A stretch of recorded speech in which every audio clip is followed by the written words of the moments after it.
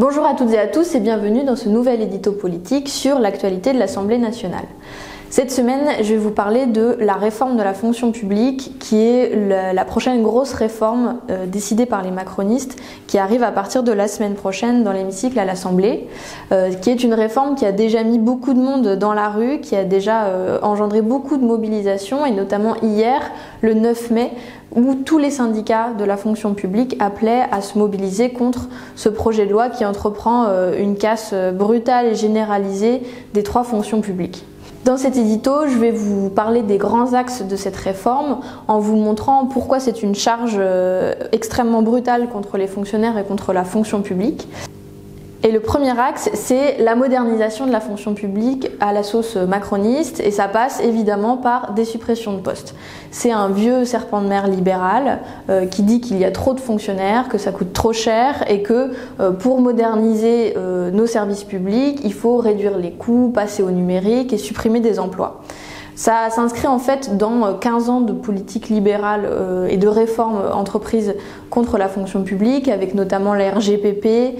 d'autres réformes, et puis dernièrement en 2017 la suppression des contrats aidés qui ont beaucoup affecté la fonction publique. Et dès le début de son mandat, Macron en 2017 avait annoncé un énorme chiffre, un énorme objectif de la suppression de 120 000 postes de fonctionnaires dans les trois fonctions publiques. Chiffre sur lequel il est un petit peu revenu dernièrement du fait des mobilisations sociales et du fait qu'il était peut-être un petit peu moins à l'aise pour affronter une nouvelle vague de mobilisation dans la rue dans le contexte de la mobilisation des Gilets jaunes. Mais ces ministres n'en démordent pas et chacun dans leur réforme, dans leur secteur, ils entreprennent de casser la fonction publique. Et donc là, cette loi vient un peu parachever ça et continuer cette logique de suppression de postes, cette fois-ci en l'affirmant un peu moins clairement, mais en mettant en place des moyens pour faciliter les licenciements et le départ des fonctionnaires. Il met notamment en place la rupture conventionnelle pour les fonctionnaires qui pourront donc partir plus facilement et notamment les cadres, ce qui va engendrer en fait avec cette expérimentation le départ de nombreux cadres de la fonction publique dans les 5 années à venir, de 2020 à 2025, et qui va consister en fait en un immense plan social dans la fonction publique. Ça, c'était le premier axe, les suppressions de postes. Le deuxième axe de cette réforme, c'est s'attaquer au statut de la fonction publique. Le statut, c'est la protection des agents des trois fonctions publiques parce qu'ils sont au service de l'État, parce qu'ils ont des responsabilités particulières pour assurer le service public. Ils sont protégés dans certains aspects de leur travail par ce fameux statut. Et ça aussi, c'est un vieux serpent de mer, c'est quelque chose qui revient régulièrement, qui est extrêmement attaqué, notamment parce que les gouvernements successifs depuis plusieurs années veulent appliquer à la fonction publique les logiques du privé. C'est dans cette réforme exactement ce que fait Macron, puisque en gros il veut appliquer ce qu'il a fait avec les ordonnances travail de 2017 du début de mandat pour tous les salariés, il veut appliquer ça à la fonction publique. L'application de cette logique libérale, ça passe d'abord par l'affaiblissement des capacités de mobilisation des agents de la fonction publique, notamment en fusionnant et en affaiblissant le pouvoir des instances représentatives, les pouvoirs des syndicats également au sein de la fonction publique, et donc en empêchant les gens de défendre leurs droits dans leur quotidien de travail. La seconde chose, c'est la contractualisation qui est vraiment le cœur de cette réforme de la fonction publique. Aujourd'hui, dans la fonction publique, il y a environ 20% de contractuels, dont une majorité sont en CDD.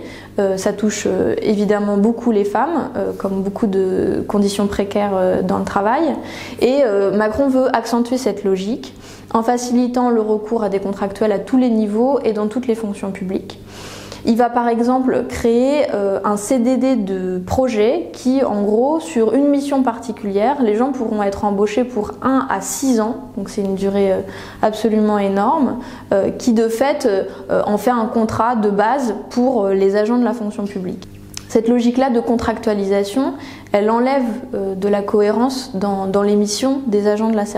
du service public et casser la fonction publique, c'est véritablement casser les services publics. C'est ce sur quoi on veut insister, c'est pour faire une politique cohérente et ambitieuse en matière éducative, en matière de santé, ou en matière écologique par exemple, il faut du service public et il faut des agents qui sont à même de les offrir aux autres citoyens et citoyennes. C'est pour ça que depuis quelque temps, il y a des mobilisations dans les écoles, il y a des journées où les écoles sont fermées, il y a des mobilisations hyper importantes dans le secteur de la santé, l'AP-HP, avec de nombreux médecins et personnels soignants qui sont en grève. Et c'est pour ça que les syndicats sont extrêmement mobilisés sur cette réforme que je vous invite à suivre, et je vous invite vraiment à suivre les débats dans les 2 prochaines semaines à l'Assemblée, où nos députés insoumis vont se mobiliser, ont déposé beaucoup d'amendements et vont défendre la fonction publique à laquelle nous on croit et à laquelle nous on est extrêmement attachés.